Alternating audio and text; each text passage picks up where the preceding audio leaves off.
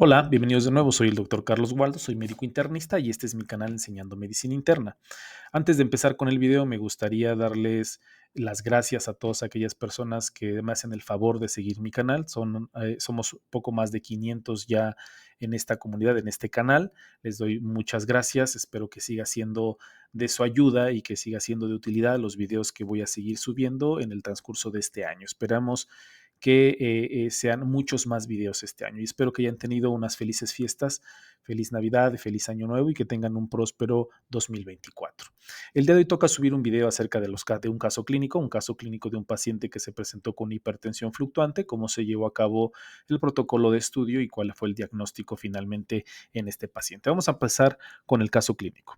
Este es un hombre de 61 años de edad con diabetes tipo 2 que se encuentra con tratamiento con glimepirida, que presentó somnolencia y dificultad para hablar, por lo que los familiares lo llevan al servicio de urgencias, en donde se encuentra una glucosa capilar de 17 miligramos sobre decilitro y una glucosa sérica de 28 miligramos sobre decilitro. Fue tratado con glucosa intravenosa y su nivel de glucosa volvió rápidamente a la normalidad. Había cumplido al pie de la letra con su medicación, negó haber recibido sobremedicación o una sobredosis accidental, hacer un interrogatorio dirigido a los familiares y al paciente. Durante los últimos 7 meses, se había notado que había presentado enrojecimiento de las palmas de las manos, sarpullido en las piernas, dolores de cabeza intermitentes de moderados e intensos, pérdida de peso, disminución del apetito y además su presión arterial había notado que era lábil, con picos hipertensivos, normalización, picos hipertensivos, normalización. Lo que sus médicos habían atribuido, los médicos de la consulta externa habían atribuido inestabilidad autonómica.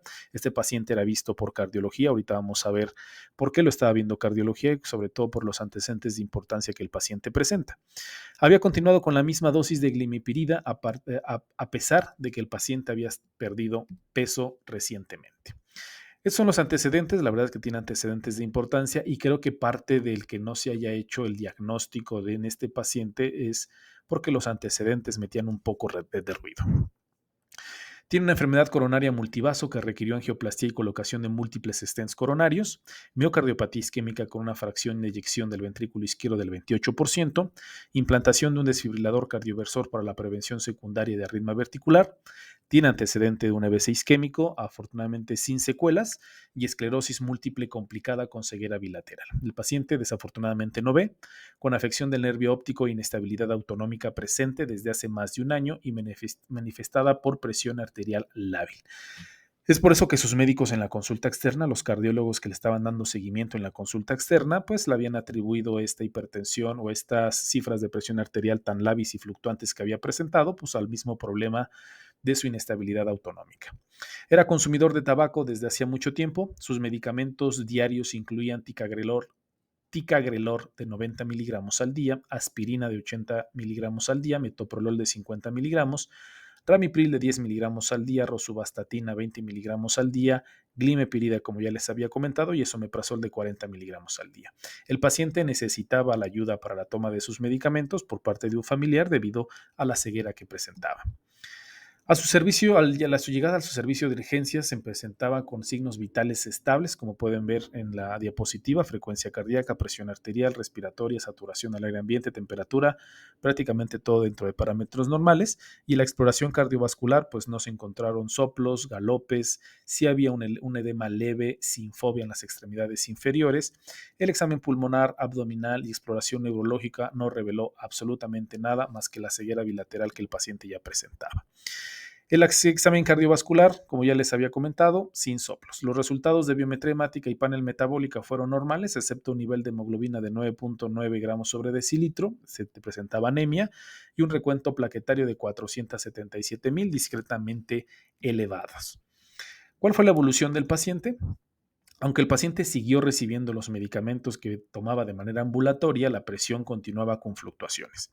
Hasta que en el segundo día de hospitalización se presentó un pico hipertensivo de 186-135, bastante elevado, momento en el que también presentó palpitaciones, disnea y estertores infraescapulares bilaterales. Se sospechó que muy probablemente estos estertores y estos síntomas habían debido a una sobrecarga de volumen por la reanimación hídrica que se le había dado al paciente a su ingreso a urgencias, por lo que se inició un diurético de asa, furosemida, que mejoró sus síntomas. Sin embargo, después de que mejoró sus síntomas, algunas horas después o horas más tarde, su presión arterial volvió a subir y en estos momentos presentó diaforesis. A pesar de que se dio un tratamiento agresivo con diferentes agentes antihipertensivos, la verdad es que la presión arterial permaneció alta y sus síntomas persistieron. La radiografía de tórax no mostró edema pulmonar y debido a la disnea que el paciente progresó, los síntomas, la presión arterial y demás, como primera sospecha durante su hospitalización en los primeros días, lo que se sospechó en este paciente fue que muy probablemente estuviera causando con una embolia pulmonar, una tromboembolia pulmonar. Lo que nos lleva a la primera pregunta del caso clínico. Si ustedes ya han visto videos sobre casos clínicos, ya saben cuál es la dinámica de estos videos de caso clínico, pero si no, si es la primera vez que ven un video de este tipo en mi cuenta, pues les explico rápidamente. Se hace la presentación del caso clínico y voy haciendo preguntas en el transcurso de la plática para tratar de enfatizar algunos puntos que para mi punto de ver son los más importantes. El ejercicio quizá vale la pena que en las preguntas ustedes pongan una pausa en el video para tratar de responder las preguntas y posteriormente analizo cada una de las opciones que les pongo en las preguntas para poder llegar a la respuesta que es la respuesta correcta. En esta pregunta, la pregunta número 1 del caso clínico es, ¿qué podría explicar la presión arterial alta de este paciente? Un efecto de medicamento, enfermedad renovascular, exceso de catecolaminas circulantes, apnea obstructiva del sueño o un aldosteronismo primario. ¿Cuál de estas opciones podría ser la causa de la elevación o de la fluctuación de la presión arterial en este paciente en particular, con los síntomas y con la exploración que hasta el momento tenemos? Medicamentos, pues si bien hay algunos medicamentos que pueden llevar a la elevación de la presión arterial, como la adrenalina, la norepinefrina, dopamina, vasopresores, eh, eh, algunos medicamentos antiinflamatorios no esteroideos o inclusive algunos medicamentos que se utilizan para un cuadro gripal también pueden llegar a elevar la presión arterial. La verdad es que este paciente no presentaba el uso de ninguno de estos fármacos, por lo que esta opción no sería la correcta, por lo menos en la pregunta y en el caso clínico específico de este paciente. Enfermedad renovascular, la verdad es que es una de las muchas causas de hipertensión resistente y se presenta hasta en el 8% de los casos de aquellos pacientes que tienen hipertensión resistente. Sin embargo, a pesar de las fluctuaciones, la presión arterial a menudo permanece crónicamente elevada. Es muy difícil que el paciente tenga fluctuaciones como las que presenta el paciente en el caso clínico, sino que generalmente son presiones constantemente elevadas que no mejoran con el uso de múltiples antihipertensivos. Y generalmente uno de los factores precipitantes pues, es la transgresión dietética, por lo que es poco probable que se trate de este caso en particular de un problema renovascular. Exceso de catecolaminas. El exceso de catecolaminas circulantes puede ser el resultado de varios factores. Número 1, el estrés. 2, administración exógena, como ya les había comentado, algunas catecolaminas que podemos utilizar en ciertos casos en ciertos pacientes, sobre todo hospitalizados, o la secreción excesiva endógena. La verdad es que la presentación clínica del paciente es altamente sospechosa de un estado alto de catecolaminas y esto se debe evaluar más a fondo, sobre todo por el padecimiento actual que el paciente presenta. Vamos a pasar rápidamente al padecimiento actual, que nos puede hacer sospechar altamente en que probablemente se trate de un problema de exceso de catecolaminas endógenas.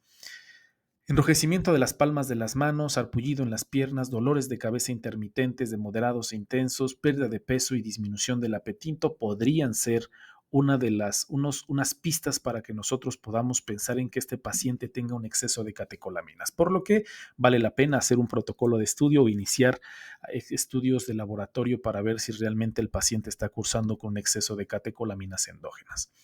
Apnea obstructiva del sueño, sí es común, es una causa común de hipertensión resistente. Hasta el 60% de los pacientes con hipertensión resistente pueden tener apnea obstructiva del sueño, por lo que no se puede descartar en este paciente.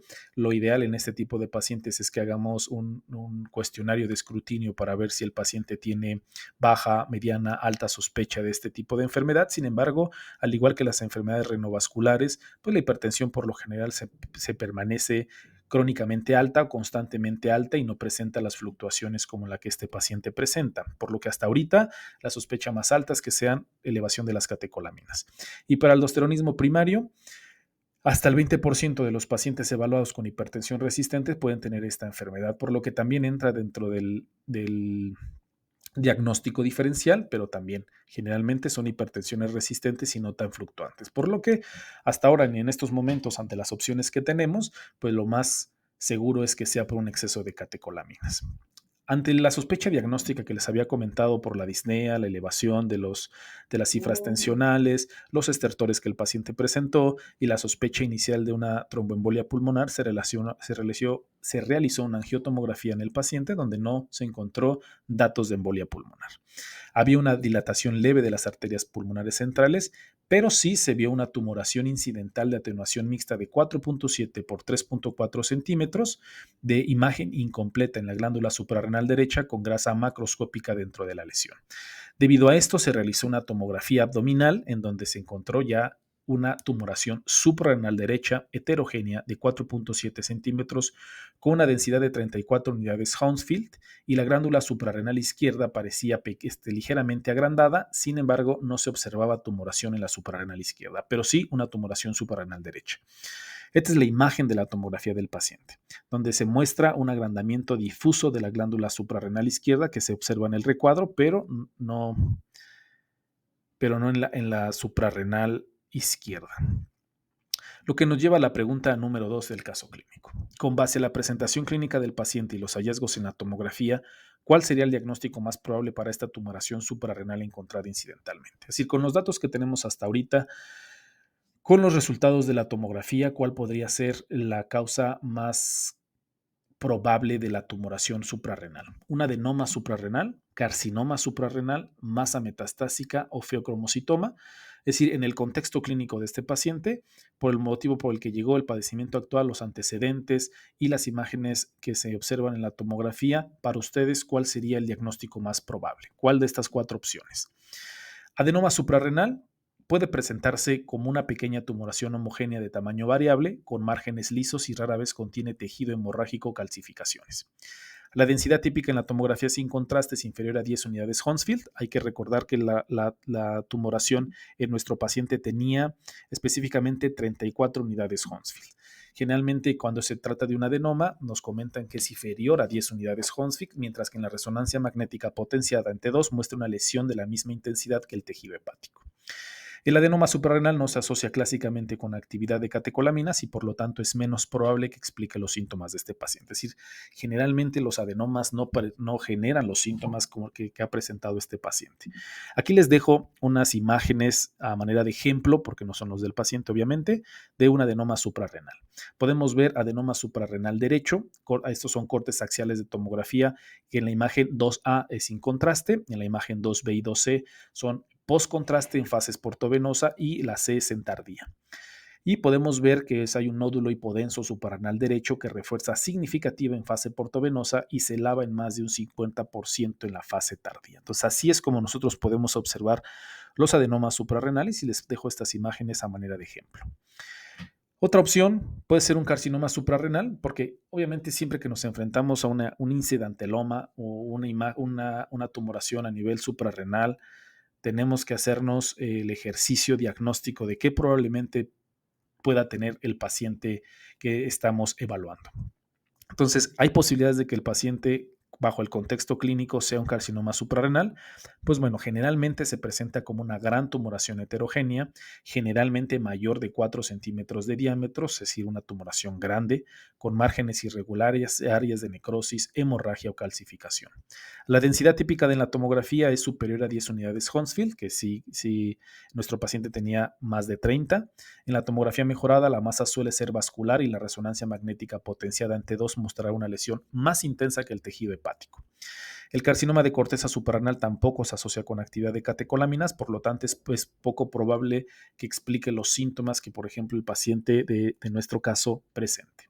Aquí les dejo igual unas imágenes de un carcinoma suprarrenal, son cortes axiales de la tomografía antes y después del contraste. Antes es la imagen 9A, después es la imagen 9B, donde se muestra una gran tumoración heterogénea suprarrenal izquierda que refuerza significativamente con contraste. Como podemos ver, pues la verdad es que es una tumoración bastante grande, difícil de que pase desapercibida. Metástasis, la verdad es que la enfermedad metastásica puede presentarse con tumores de tamaño variable, a menudo bilaterales y ocasionalmente con quistes o áreas de hemorragia. La densidad típica de lesiones metastásicas en la tomografía con contraste por lo general es superior a 10 unidades Hounsfield. En la tomografía realzada suele ser vascular y en la resonancia magnética potenciada en T2 son hiperintensos. Las características del tumor y la ausencia de una neoplasia maligna primaria en la tomografía de tórax y abdomen, pues la verdad es que no apoyan, por lo menos en el caso clínico que les estoy hablando, de una enfermedad metastásica. Es poco probable que el paciente del que les estoy hablando tenga una enfermedad metastásica. Estas igual son unas imágenes a manera de ejemplo, metástasis suprarrenales bilaterales de cáncer de pulmón, corte axial de la tomografía en la imagen 4A muestra masas suprarrenales bilaterales en pacientes con antecedente de cáncer pulmonar y la imagen 4B es el estudio de imagen en el mismo paciente pero 4 meses después, donde se observa significativamente un aumento de tamaño de las lesiones. Es bastante evidente el crecimiento que tuvieron estas lesiones suprarrenales. Y finalmente, feocromocitoma. Creo que pueden sospechar que el caso clínico es altamente sugerente y probable de que se trate de un feocromocitoma. Es un tumor neuroendocrino de la médula suprarrenal que puede presentarse como un gran tumor heterogéneo mayor de 3 centímetros de diámetro con márgenes claros y quistes o áreas de hemorragia. En este paciente en el que les estoy platicando hay que recordar que el tumor medía 4.7 centímetros. Los tumores neuroendocrinos extraadrenales suelen denominarse paragangliomas, es decir, que están fuera de las glándulas suprarrenales y tienen características similares a las del feocromocitoma. La densidad típica del feocromocitoma en la tomografía sin contraste es superior a 10 unidades Hounsfield y en la resonancia magnética potenciada en T2 muestra una lesión hiperintensa. El feocromocitoma puede ser bioquímicamente activo y por lo tanto puede presentar signos y síntomas que nos conducirán al diagnóstico. Estas son unos ejemplos de feocromocitoma, no son imágenes del paciente, donde vemos corte coronal ponderado en T2, que es en la imagen 7A, axiales ponderados en T2 con saturación grasa, que es en la imagen 7B, y T1 con saturación grasa post-contraste, que es la imagen 7C. Se identifica un tumor entre sólido quístico suprarrenal derecho marcadamente hiperintenso en secuencias ponderadas en T2 con refuerzo de sus componentes sólidos post-contraste. Entonces es bastante evidente las imágenes de un feocromocitoma. Si bien no es necesario la realización de un PET, de una tomografía funcional por emisión de positrones, se puede llegar a utilizar en ciertos casos, pero la verdad es que no hay la necesidad estricta de realizar este tipo de estudios, pero si tenemos la opción también se pueden realizar. Hay algo que es bien importante que tengo que subrayar en este caso clínico. El paciente, debido al desfibrilador implantable que presentaba, fue imposible realizar una resonancia magnética, por lo que nos quedamos con las imágenes que nos presentaron en la tomografía. ¿Cuál fue la evolución del paciente? Se sospechó altamente del feocromocitoma debido a la presentación, a los antecedentes, el cuadro clínico, las imágenes. Se sospechó ampliamente en que se trataba de un feocromocitoma y por eso se le suspendió inmediatamente el metoprolol que el paciente ya tomaba. Se inició bloqueador de los canales de calcio del tipo verapamilo y un bloqueador alfa-prazosino. Y pues se inició el protocolo de estudio para los pacientes con sospecha de feocromocitoma. Se midieron metanefrinas de hidroepiandrosterona, aldosterona y cortisol.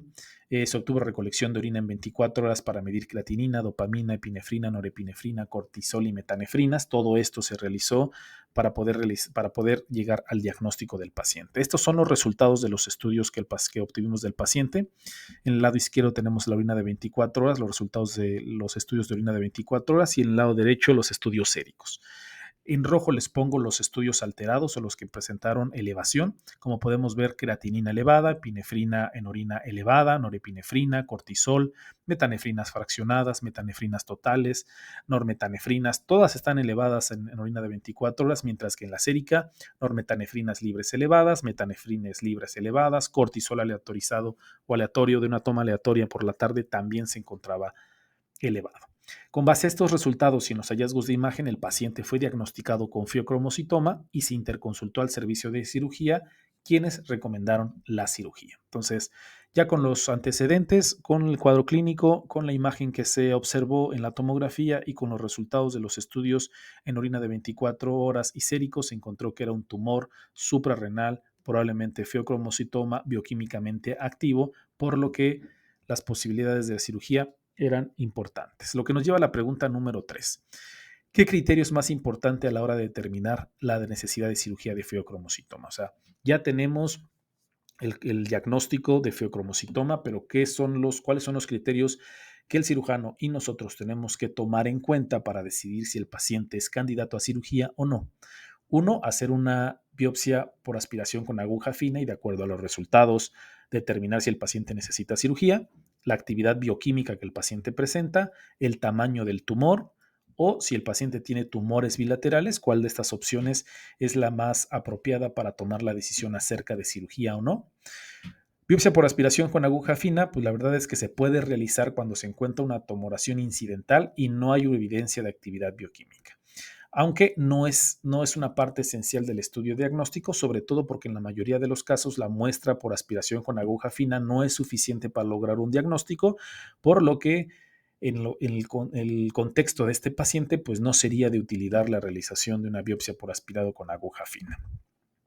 Actividad bioquímica, este es el factor más importante para determinar la necesidad o no de que el paciente necesite cirugía. El exceso de catecolamina circulante se ha asociado con un mayor riesgo de morbimortalidad cardiovascular, que ahorita más adelante les voy a hablar sobre las complicaciones de este tipo de problemas, por lo que si el paciente tiene una actividad bioquímica importante, sería el criterio más idóneo para tomar la decisión acerca de si necesita o no necesita cirugía. La actividad bioquímica generalmente puede ser independiente del tamaño del tumor. A pesar de que encontremos un tumor pequeño, puede tener una actividad bioquímica bastante importante, entonces por lo general no tienen una relación bien establecida, aunque sí se ha encontrado que en cuanto más está grande el tumor, pues más sintomático el paciente puede llegar a presentarse.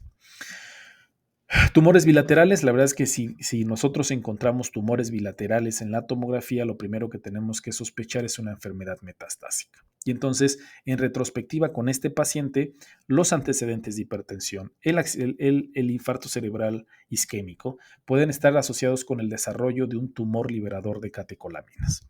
¿Cuál fue la evolución del paciente? El paciente continuó con prazosin durante 7 días y respondió bien a esta terapia. Después de esta preparación preoperatoria, es decir, con el control de la presión arterial previo al procedimiento, se le realizó una suprarrenalectomía derecha laparoscópica con escisión de una tumoración suprarrenal retroperitoneal. Su curso posoperatorio se complicó con hipotensión transitoria que requirió soporte vasopresor del tipo vasopresina en dosis bajas durante menos de 24 horas. Luego se le reinició la dosis anterior de metoprolol y se dio de alta a su domicilio al día 5 del posoperatorio con una presión arterial estable. La recolección de orina de 24 horas de seguimiento un mes después de su alta mostró la normalización de los niveles de metanefrina, normetanefrina, epinefrina y norepinefrina. Sí, todos se normalizaron. A pesar de la baja sospecha de un síndrome genético subyacente, lo remitieron para pruebas genéticas y se le programó una nueva recolección de orina en 24 horas. Ahorita vamos a hablar sobre las pruebas genéticas en este tipo de pacientes.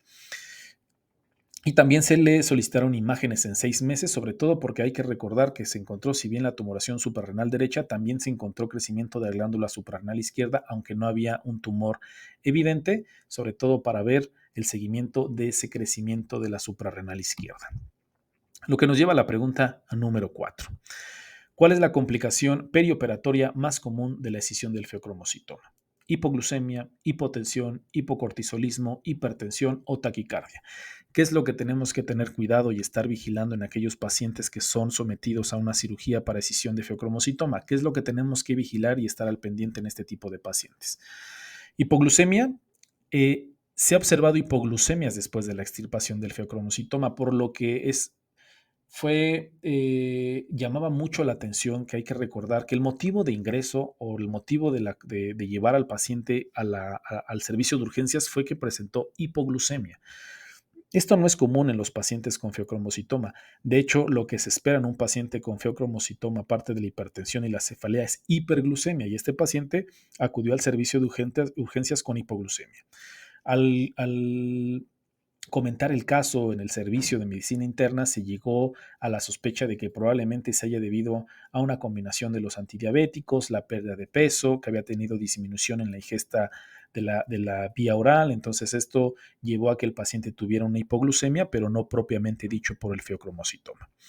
Entonces, Pero sí, la hipoglucemia es un efecto esperado después de la cirugía, sobre todo porque los niveles de catecolamina se disminuyen, que normalmente inhiben las células de beta pancreáticas y en consecuencia aumenta la secreción de insulina y puede llegar a provocar hipoglucemias, por lo que hay que estar muy al pendientes de los niveles de glucosa en este tipo de pacientes. Hipotensión, esta es la respuesta a la pregunta, es la complicación más común en el periodo perioperatorio y se asocia con una pérdida excesiva de la secreción de catecolaminas y suele ser de corta duración. Pero a pesar de que sea de corta duración, puede requerir la administración agresiva de líquidos intravenosos y algunos agentes vasopresores para tratar de mejorar los niveles de presión arterial. Hipocortisolismo es poco probable en pacientes con feocromocitoma, pero es probable que ocurra después de la extirpación del adenoma suprarrenal. Puede suceder, pero no es lo más común. Hipertensión y taquicardia, hasta el 40% de los pacientes con feocromocitoma en algunas series de casos nos refieren que pueden llegar a presentar hipertensión y taquicardia, pero no es lo más común. Lo que hay que esperar en este tipo de pacientes es la hipotensión que van a presentar por la disminución súbita de las catecolaminas. Entonces, hablando un poquito del feocromocitoma, la fisiopatología es compleja, se caracteriza por un crecimiento acelerado de las células productoras de catecolaminas que pueden producir síntomas una vez que éstas llegan al torrente sanguíneo y están constantemente elevadas. La triada clásica, como ya les había comentado, es cefalea, hipertensión, hiperglucemia, aunque en el paciente del caso clínico fue un caso raro en el que llegó con hipoglucemia al servicio de urgencias. Entonces, siempre es bien importante que, si bien hay algunas enfermedades que nos presentan, que la triada clásica, que los síntomas clásicos, que los síntomas más comunes, pues siempre hay que tomar en cuenta que los pacientes no van a ser como en el libro de texto, como en la literatura, sino que no van a presentar todos los síntomas o todos los datos que alguna vez nos enseñaron y que nos repitieron. Cada paciente es diferente y hay que individualizar el caso y analizar en el contexto completo al paciente. Otros síntomas comunes que pueden presentar los pacientes son náuseas, ortostasis, temblor, aunque no todos los síntomas se observan invariablemente, como les estaba comentando. Pruebas genéticas. Se han descrito asociaciones genéticas y se cree que son responsables hasta el 20 al 30% de los casos de feocromocitoma. Si bien no son la mayor cantidad de casos, pues no es un porcentaje nada bajo. Todas las mutaciones de la línea germinal asociados con autosómicos dominantes, algunas con penetrancia variable, y estas incluyen las que les estoy poniendo en la diapositiva. Mutaciones de las unidades B, C y D del succinato de deshidrogenasa, síndrome de von Hippel-Lindau, síndrome de neoplasia endocrina múltiple tipo 1 y tipo 2, neurofibromatosis tipo 1. Las mutaciones de la subunidad succinato deshidrogenasa se han asociado con adenomas extraadrenales, es decir, con los paragangliomas, y conllevan un peor pronóstico. Es decir, si encontramos este tipo de mutaciones en nuestros pacientes, pues el pronóstico, la verdad es que es bastante adverso. Y en este sentido existen dos vertientes. Hay algunos expertos y algunos médicos y colegas que comentan que todos los pacientes que son diagnosticados con feocromocitoma, ya sea espontáneo o familiar, hay que realizar pruebas genéticas y, dependiendo de los resultados, si son positivos, darles pues orientación, evaluación y asesoramiento de este tipo de problemas. Y hay otra vertiente en la que nos comentan que hay que analizar, discutir y seleccionar los casos que van a ser solicitados las pruebas genéticas. Por ejemplo, los pacientes que son menores de 50 años, que tienen antecedentes, imágenes y ciertas características bioquímicas. Es decir, si predominan las metanefrinas, pues es probable que se trate de una neoplasia endocrina múltiple 1, o si predominan las normetanefrinas, puede que estemos sospechando o bajo la sospecha de un síndrome de von Hippel-Lindau, y en estos pacientes valdría la pena hacer las pruebas genéticas. También, sin embargo, hay que tomar en cuenta que, pues, la verdad es que no todos los institutos o todos los lugares o los hospitales en donde trabajamos vamos a tener la facilidad de solicitar estas pruebas genéticas, y hacerlos por un medio privado, un medio particular, pues la verdad es que son bastante costosas, por lo que hay que individualizar el caso, hay que analizarlo, discutirlo con los familiares, con el paciente, sobre si es verdaderamente necesario realizar las pruebas genéticas. Si contamos con ellas en el instituto en el que trabajamos, pues bueno, yo creo que vale la pena hacer este tipo de pruebas, a pesar de que el porcentaje puede llegar a ser relativamente bajo, hasta un 30%. Yo creo que si tenemos la posibilidad de realizarlo y que no impacta en la economía del paciente, creo que valdría la pena realizarlo. O aunque sean un impacto importante en la economía, si nosotros estamos sospechando pues, de una neoplasia endocrina múltiple, de un síndrome de von Hippel-Lindau, no solamente por el feocromocitoma, sino por otras características clínicas que este tipo de pacientes presentan, pues habrá que sentarnos a platicar con los familiares y el paciente y ver la posibilidad de realizar este tipo de pruebas genéticas que, pues bien, pueden ser un desembolso bastante importante a nivel económico. Es importante que nosotros estemos conscientes de las consecuencias graves que este tipo de enfermedad presenta, y no solamente por la hipertensión que el paciente puede presentar, sino que propiamente dicha por la elevación de las catecolaminas se incrementa la morbimortalidad en estos pacientes. Entonces, se recomienda una evaluación exhaustiva, ya que se ha asociado con una mayor morbilidad cardiovascular. En una serie retrospectiva, Stolk y colaboradores informaron que los pacientes con feocromocitoma tenían una mayor incidencia de infarto al miocardio, angina y infarto cerebral en los años anteriores al diagnóstico de los pacientes con hipertensión arterial. 13.8% frente a 1.1% con una P significativa menor de 0.001. Este es el artículo que les estoy comentando, que son los datos de los que saqué esta información. El exceso de morbilidad cardiovascular en el feocromocitoma está relacionado con la presión arterial o con las catecolaminas. Es un artículo bastante interesante, si pueden leerlo, los invito a que lo realicen, no tiene desperdicio. Y estas son las conclusiones a las que los autores llegaron. Los pacientes con feocromocitoma tienen una tasa claramente mayor de eventos cardiovasculares que los pacientes con hipertensión esencial. Esto no puede atribuirse a diferencias en la presión arterial u otros factores de riesgo cardiovascular. La explicación más probable para el exceso de la tasa de eventos es la exposición prolongada a los efectos tóxicos de las catecolaminas tumorales. Estos datos respaldan la importancia de un diagnóstico y tratamiento oportuno del feocromocitoma. Entonces, hay que tener mucho ojo, hay que buscar de manera intencionada un feocromocitoma en los pacientes que cumplan con antecedentes, cuadro clínico y una imagen sugerente de feocromocitoma, porque podemos cambiar el pronóstico del paciente. La miocardiopatía por catecolaminas también se ha descrito y comparte características clínicas como, por ejemplo, Takotsubo, miocardiopatía por estrés, con disfunción siastólica y diastólica global del ventrículo izquierdo, que mejora o se resuelve después de que se elimina la agresión adrenérgica. Las condiciones que justifican una evaluación adicional o que pueden sugerir feocromocitoma son hipertensión maligna, encefalopatía hipertensiva, accidente cerebrovascular isquémico, hemorragia subaracnoidea, edema pulmonar agudo, angina de pecho, infarto de miocardio, disección aórtica y lesión renal. En estos pacientes quizá valdría la pena pues ahondar un poquito más en el contexto clínico del paciente si encontramos con estas patologías o con estas enfermedades, ahondar un poquito en los antecedentes, los síntomas, el cuadro clínico, estudios de imagen para ver si el paciente no está cursando con esta patología. Obviamente, pues es una enfermedad que no es tan prevalente en el medio, sin embargo, pues si llegamos a sospechar de esta enfermedad, podemos llegar a cambiar el curso clínico del paciente de una manera importante. Entonces, es importante saber cuándo sospechamos de un feocromocitoma, cuándo tenemos que hacer un protocolo diagnóstico en este tipo de pacientes en busca del feocromocitoma. Se debe sospechar en un paciente con hipertensión resistente. Hay que recordar que los pacientes con hipertensión resistente pueden presentar un gran diagnóstico diferencial, como ya les había comentado previamente. Apnea obstructiva del sueño puede provocar hipertensión resistente. Enfermedad renovascular puede presentar una hipertensión resistente. Hiperaldosteronismo, en fin. Hay algunos otros diagnósticos diferenciales que son más prevalentes que el feocromocitoma, pero si estas enfermedades que son más prevalentes se descartan, quizá vale la pena sospechar en un feocromocitoma. Si hay hallazgos imagenológicos que sugieran un tumor suprarrenal con apariencia heterogénea, con las características que ya les había comentado previamente, es obviamente si encontramos una tumoración a nivel suprarrenal de acuerdo a las características, el tamaño, los márgenes, las unidades Hounsfield, pues nosotros podemos sospechar si se trata de un tumor relativamente benigno como un adenoma, un tumor agresivo con carcinoma o un feocromocitoma. El algoritmo diagnóstico sigue el mismo camino que para la evaluación de un tumor suprarrenal encontrado incidentalmente, es decir, un incidentaloma, con determinación de su dimensión y características mediante tomografía o resonancia y con pruebas bioquímicas, ¿no? Como las pruebas bioquímicas que le realizamos al paciente. El diagnóstico de feocromocitoma se establece mediante la obtención de metanefrinas y catecolaminas fraccionadas en una muestra de orina de 24 horas. Y la verdad es que su sensibilidad y especificidad no está nada mal.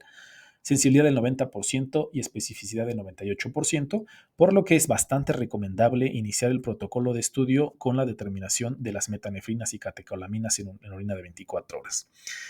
Las metanefrinas plasmáticas, si bien tienen una mayor sensibilidad, es decir, aumenta hasta el 97%, tienen una menor especificidad, baja hasta el 85%, por lo que solicitar ambas, tanto las séricas como las de orina en 24 horas, podría ser una buena práctica en este tipo de pacientes.